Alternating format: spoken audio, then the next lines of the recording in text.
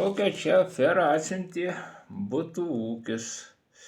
Šiaulių bankas 24 diena, 3 kredito sutartis, numeris 24 metai, stadiono 24. Čia mano butas, viskas 3%, palūkanų keitimo data. Dabar žiūrim toliau, palūkanų keitimo data. Ką mes matome? 24.12.20. 6,5.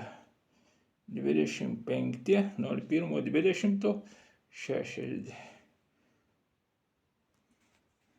39 eurai 92 centai palūkanos, suma 66 eurai 71 centas, tai sudaro apie 60%. Tai va kokia afera bando prasukti Prienų butų ūkis.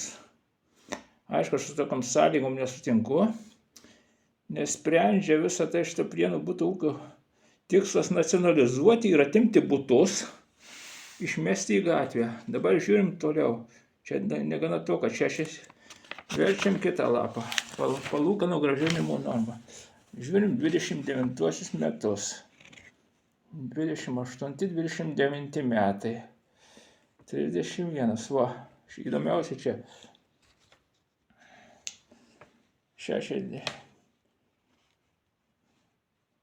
54 eurai. 56 eurai. 30 metai. 58 eurai. 9 centai. Va kokia afera, 31 euras. Pirmiausia, palūkanos iškeliamos iki 100%, suma nedaug ko skiriasi. 90% palūkanos, po to atsieista palūkanos bus mažinamos.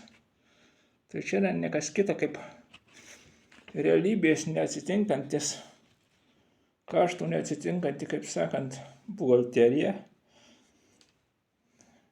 Padidinta bent 10 kartų, iš ties reikalais turėtų susidomėti prokuratūra.